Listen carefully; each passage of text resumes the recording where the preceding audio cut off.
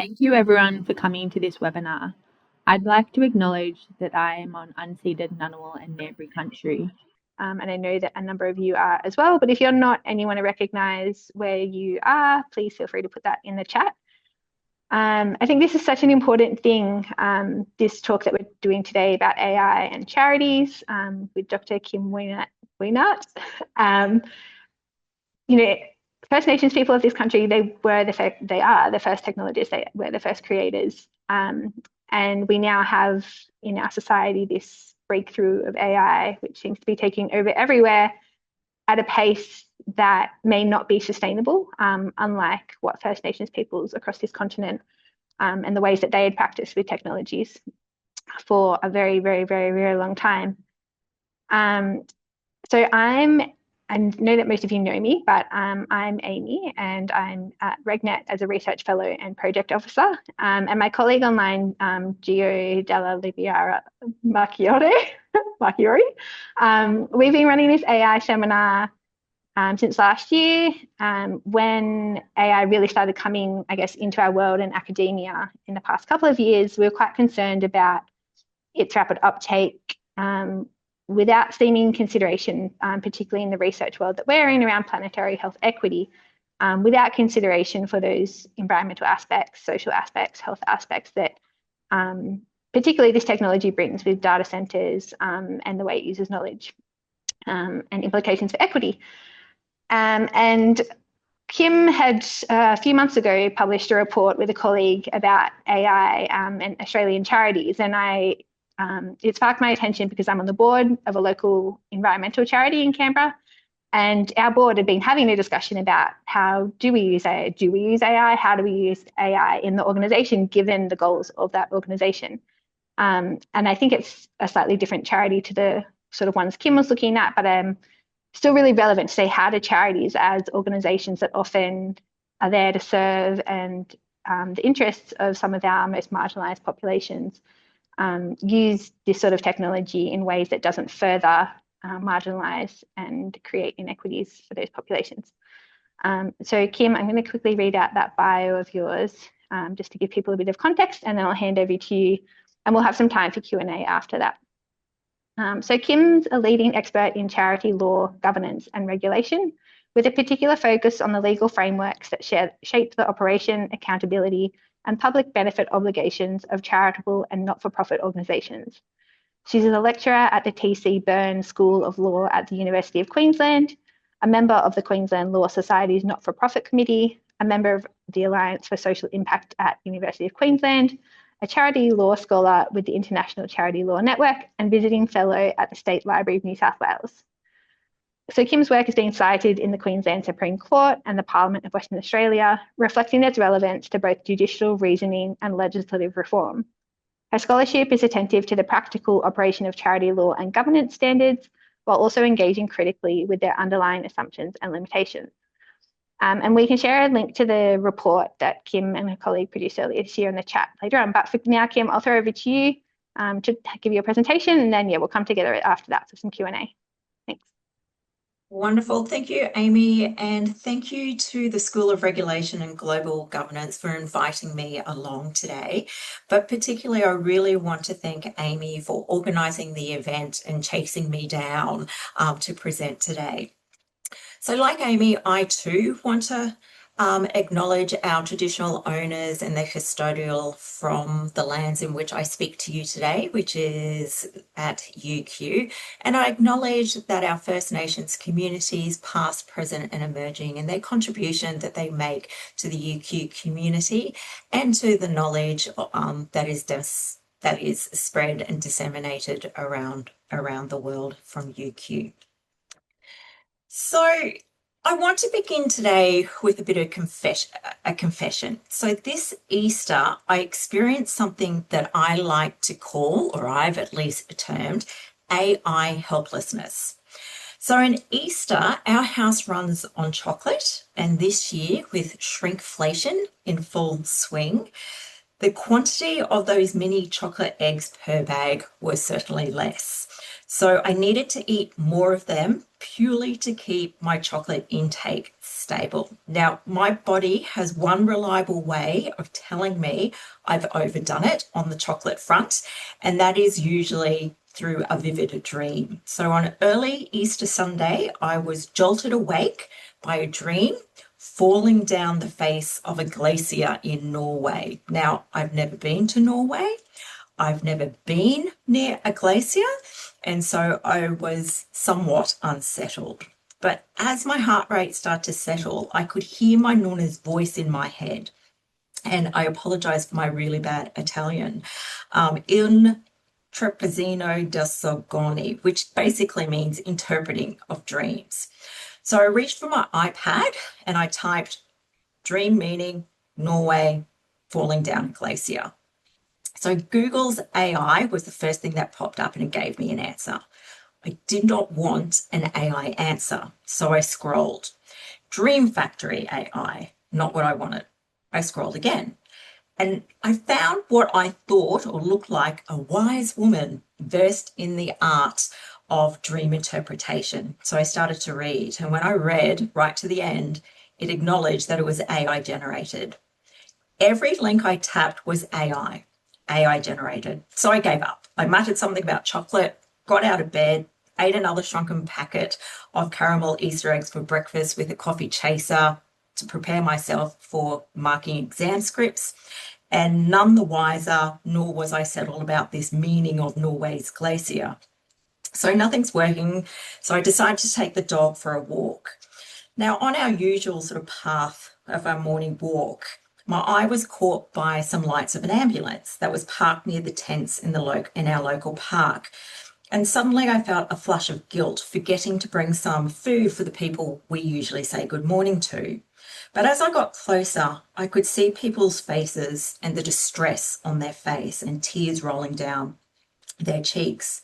And whatever first world grievance that I had about not finding a human dream interpreter, all that resolved. But here's the thought as I walked home. And as much as I had been annoyed and felt helpless that I could not reach a real person to interpret a dream, but what about the people who reach for help in a genuine crisis? The people who turn to charity for food, for accommodation in real time. And as we all see and know, the new way of service deliveries is that of chatbots as first point of contact with the service. And I know charities now are using AI in their service of deliveries. So I asked myself a question: can a charity's AI pick up on the nuance of someone typing through tears as I witnessed in the park? Because I felt robbed of the choice of a human over something so trivial. So what happens when the stakes for immediate care and safety are much more acute? So that morning walk with the dog was extra long. And then I started to think more differently about charities and AI. So with the white paper, my colleague that Amy has kindly set out the link to you all, that was launched in March, sat in my mind over that weekend, I started to see AI the way we might see asbestos. It is something that lurks everywhere, woven into the structure, not always visible until it does harm. And I realised then that my understanding of AI and charities had been cliched, one directional. Charities are adopting AI, and the focus and understanding of AI and charities have rightly been concerned with bias, human rights and environmental issues, concerns and trust. So as I stood at the top of that Norwegian glacier and looking down over the typical cliched phrases describing AI as opportunity, risk, the end of the democracy, the great disruptor, I could see something from the disruptor peak of the Norwegian glacier, that charities do not occupy one position in the age of AI, they actually occupy three. So in Australia, charities, what I was seeing, are in a tripartite position in the age of AI administration. Charities are, at the same time, adopters of AI, often out of necessity to survive the contract-driven culture charities operate in. And they too are amongst the affected, which has a double-edged sword for charities, and I'll explain that further a little later on. And they are also advocates, where they are pushed into contesting the AI harms and helplessness that their clients experience.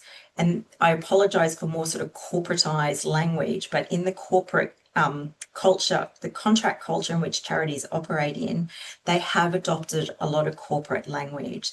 So their clients are feeling helpless and distressed, and it's those clients who make up that public, or their section of the public, for those charities. And when they're pushed to become that advocate, they too need to be careful how they're advocating for their own AI systems with their stakeholders.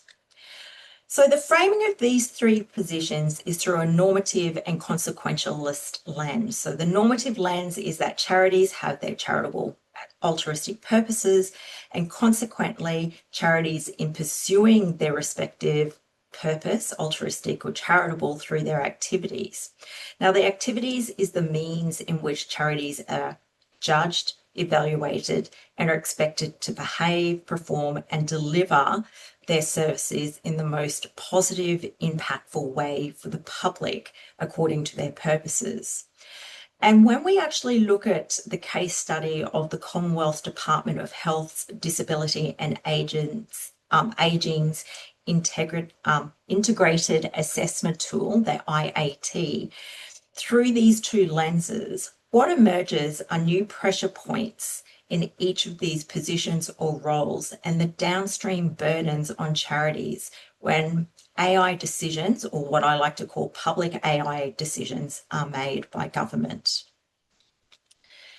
So since the late 1990s, and largely following Blair's Third Way Compact and policy, Australian governments too began outsourcing most of their welfare responsibility and services to charities. Now, Deborah Morris calls this contract culture, and it's the arrangement between the government and the charity sector. And put it in a nutshell, in a crude way, essentially contract culture is government pays, charities deliver.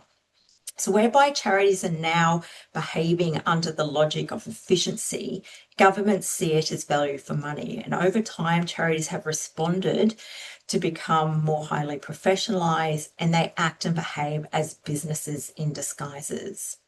However, as government funding models are changed or overhauled, as we've seen recently with the NDIS, charities are needing to do more with less. And whether or not it is simply a lucky moment in time, AI has arrived as a gift for the sector. And so where the pressures of contract culture are really starting to bite for many charities, AI is certainly an opportunity. So to buy into the well-known cliches about AI for charities, it is an opportunity and a risk. So AI tools are certainly heralded to be an opportunity for efficiency, streamlining some professionalised tasks such as fundraising and grant making.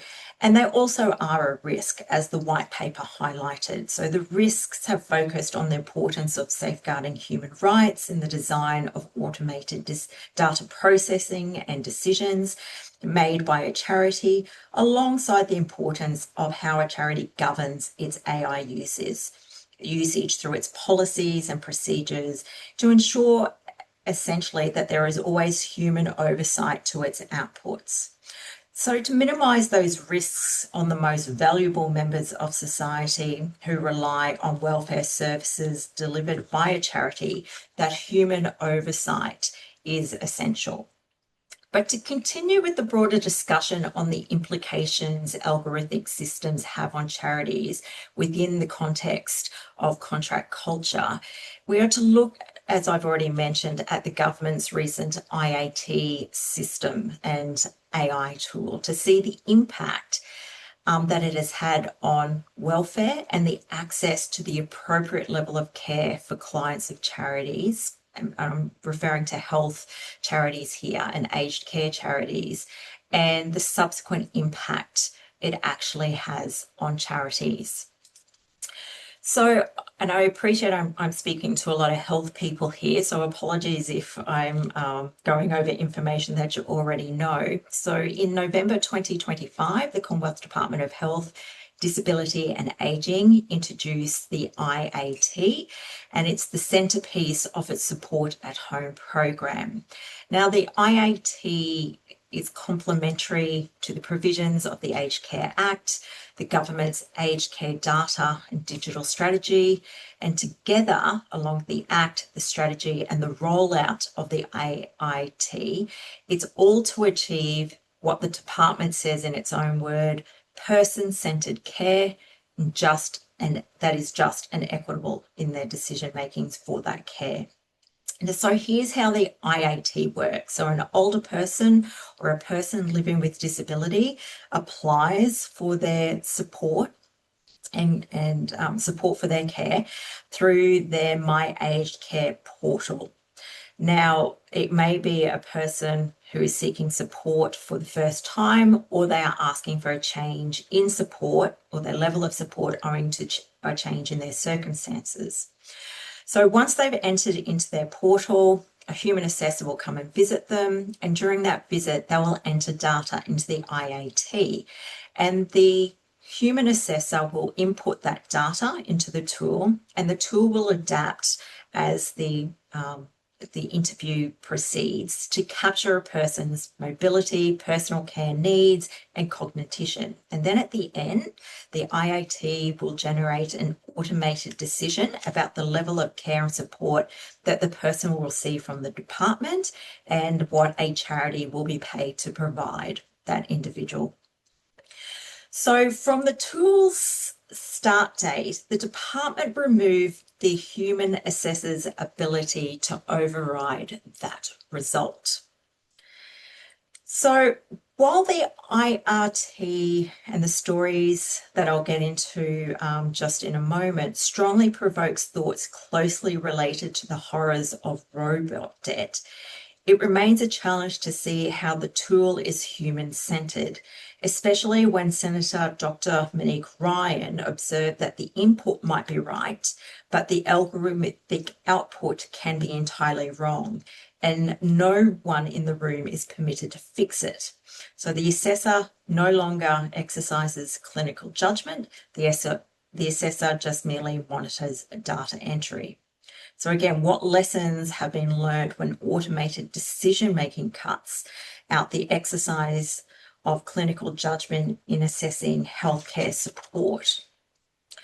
Well, using the evidence that came from the Senate committee, the Senate hearing on the 1st of April and what's been reported in the media, no lessons have been learned from robo-debt, sadly. So, for example, as reported in the media and was brought to the Senate's attention, was a fellow by the name of Graham Crossan. Now, Graham is 80 years of age. He has advanced motor neuron disease. He can't walk, he can't eat without a feeding tube, and he cannot breathe without a ventilator. Now, before the IAT, Graham received 14 hours of home care a week, and after the IAT assessment, his hours of support for home care was reduced to 9.5. Now, his condition has not improved, nor will it ever improve, nor was extra support provided by a carer and nor his wife. So as his condition will worsen, the algorithm simply decided to reduce his level of home care support, and in that moment, his assessor had no power to correct the obvious mistake. But within weeks of the rollout, a woman in her late 70s with dementia, diabetes, and anxiety was reassessed by the IAT as having no impairment. Then a separate assessor has reported, and this assessor has 25 years of experience, judged a woman with advanced dementia to be high risk and in need of urgent support to be protected from abuse.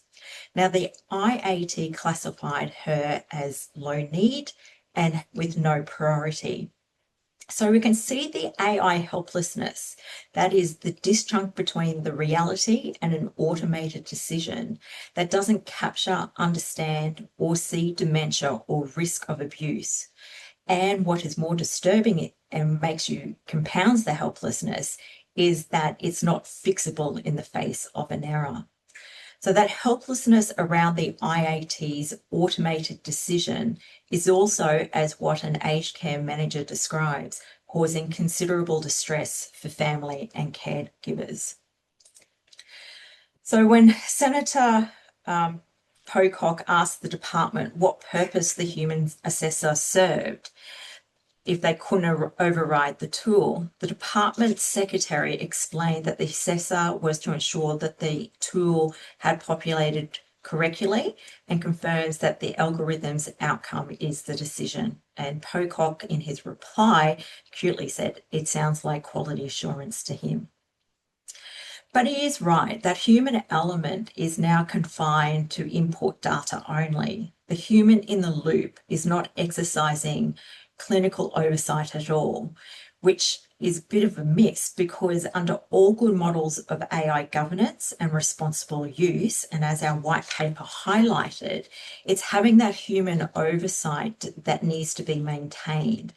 And even the government's National AI Centre guidance of AI adoption implementation guidance notes, it stresses the need to have that human input so the human can override the system when something goes wrong. And that, unfortunately, is not present in the IAT.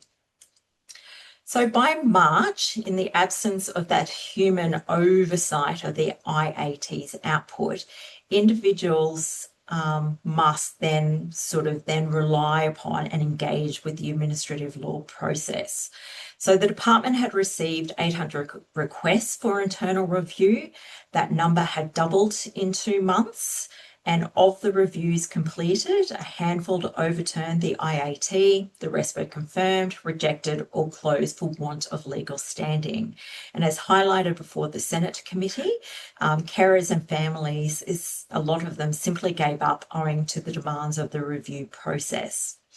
So when they applied for a review, there was 90 days to wait. Now, what Joe Whitehead of MND Victoria puts in plain terms, that 90-day waiting period means the difference between being alive and being dead for someone with MND. And the fallout of the government's irresponsible use of AI does not seem to have landed, because the department's answer to that 800 reviews, and as they point out, was only 0.5% of all assessments. So from a global base aggregate efficiency perspective, 0.5% is a rounding error, is a good result. And as far as the department is concerned, what they achieved was really good. So we know from that consequentialist position that the department's happiness is justified, but we know there is limitations to utilitarianism, and those who are unhappy are largely ignored. And when we see that unhappiness, a different picture narrative emerges. And for charities, that tripartite picture manifests 2 things. One, charities are now absorbing the downstream, the unhappy side of the department's efficiency. And even though while charities have been doing that for some time and have always done it, what we are seeing is the pressures of the contract culture, the use of AI in public decisions coming together and being a compounding force on charities. So charities, like all other institutions, are adopting AI as a means of strengthening charitable activities to achieve its purpose with greater efficiency. And with needing to do more with less, as we noted in the white paper, AI has arrived in the sector as a golden egg. Adoption is now widespread, back office grant writing to frontline service deliveries. But if we look closely at why AI appeals to charities, is not far from the goals-based efficiency illustrated by the department's AIT. For charities, adopting AI can be a double-edged sword, as we noted in the white paper. When AI goes wrong in charities, the most vulnerable members of society are affected. And unlike the AIT, when it gets wrong, those affected by a charity's AI are without review rights. So a charity, as an adopter of AI, seems to face an increased pressure to get it right, to have those safeguards, to timely catch and deal with AI hallucinations, slop, and biased outcomes. And because without those robust safeguards, charities will cause and not alleviate distress. And if the IAT offers us a forewarning, it is that there is always an individual for a charity or their section of the public behind the data. And as the white paper stresses, charities adopting AI must ensure human oversight, transparency, and good governance around AI. And that must be anchored in their charitable purpose and not an optional extra. So if we look at the second, I kind of jumped a little bit.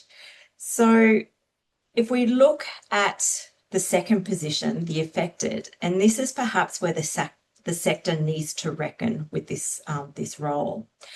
So charities have shown through the AIT case study that they have become that institutional buffer between an automated decision and its human consequences. So when the IAT cuts Graham and others hours for care and health support, the harm does not stay with the department. The distress travels onto families, carers, and indeed AI helplessness arrives at a charity often by way of a phone call, a request for advocacy, and for people looking for help and assistance to fill that gap in care and support. Now, the Older Persons Advocacy Network reported once the AIT had been launched, around 7,500 inquiries in 3 months.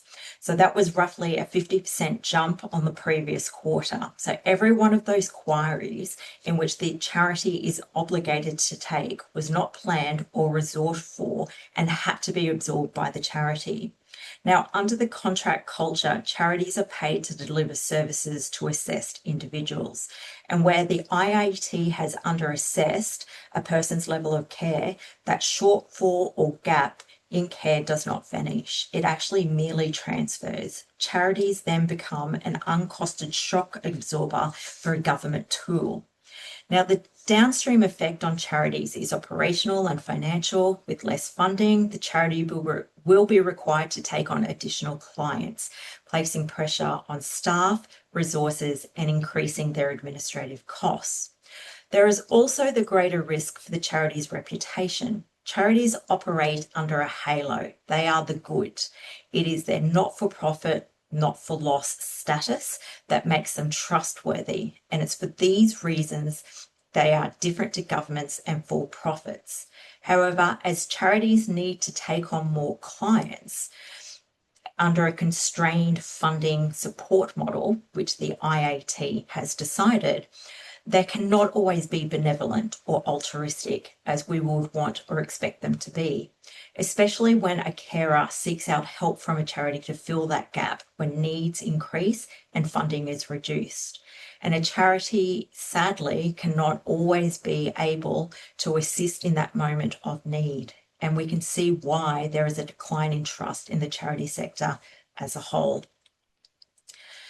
So as charities find themselves with exhausted resources and their clients or their section of their public experiencing AI helplessness and distress, they are then often thrusted into the role as public advocates. And it's this third position I want to suggest is where a charity's halo becomes audible.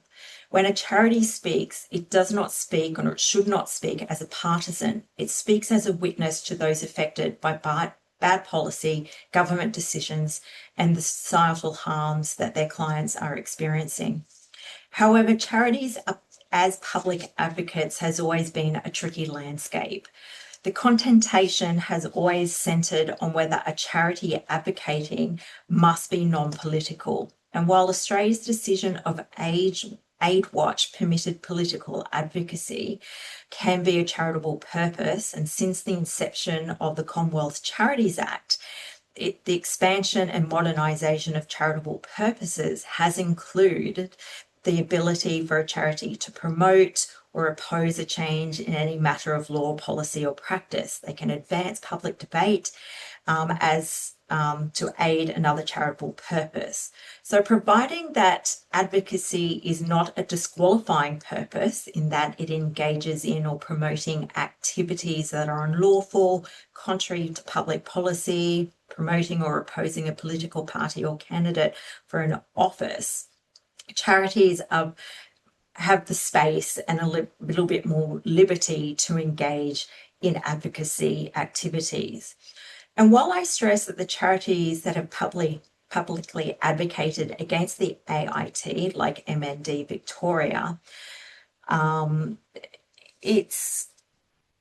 those advocate activities are not close to any disqualifying purpose, but it becomes really hard to see how they are not actually advocating along partisan lines. So as AI and government decisions will become our new norms, charities will need to be that little bit more careful in their advocacy work to ensure that they are not compromising their charity purpose, and to understand and appreciate the risks around a charity's reputation and governance that needs to be managed when they are speaking out against government's decisions.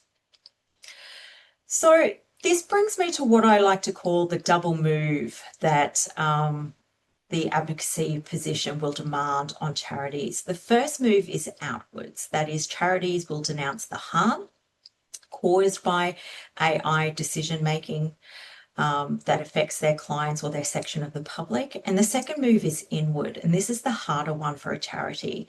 So where a charity denounces an AI tool like the IAT, it is really obligated to ensure that its own AI tools and systems does not reproduce the same failure. So not only speaking out and denouncing AI tools, it carries with it a moral force that has to be matched by internal discipline. So human oversight, human agencies, systems tethered to a mission rather than efficiency. So only then will the sector begin to own rather than merely suffer under this sort of AI disruptor. Now, I think it's only fitting to kind of always point out that technology procurement with the IoT has certainly gone wrong. It is a bad tool. There is a fixable bug. The removal of a clinical override is not a bug. The removal was a design decision defended in the Senate as a government decision. The tool does exactly what it is built to do: convert clinical complexity into a standardized score and derive funding from that score. So when a health system is designed that way, you do not eliminate the unmet need, it just merely relocates it. That is then pushed downstream onto families, informal carers, and onto charities. So the design failure is not that the IAT makes mistakes. Every system makes mistakes. The design failure is that the system has no honest account of where its mistakes go, and it has deliberately removed the human who used to catch them. So a health governance framework that cannot see the downstream effects on individuals, families, and the charity sector, along with its own direct contradiction of its own AI responsible guidelines for the sake of efficiencies, has really prompted me to look more beyond a one-directional view of AI, and that charities will need to plan for these pressure points as they need to step into these three roles. So to let me close, I want to close where I began, on that walk, where I felt helpless against AI, guilt for getting to bring some food to our friends, the hope that those distressed faces are now okay, and that there was someone and not a chatbot that was there to comfort them. And it was a timely reminder that most AI disclosure and cliches should be confronted, and that charities must remain human-centered agencies. And given that morning walk was a bit longer than usual, the dog decided it needed to cool off and take a moment for pause and think. Whether I can say that the dog is cooling off in part of a melted glacier, I cannot say. But what I can reflect is that on this walk, the charity sector has entered into the age of AI administration, already under strain, needing to deliver the state's welfare work in a highly efficient and in professional manner. Contract culture and AI in government decisions has made charity adopters to deal with the affected and are affected, and to be louder advocates. They're caught up by the machine, and what comes next for charities and the machine is largely unknown. But I'm sure another long walk with some clarity will emerge as to what that may be and what that may look like. So thank you.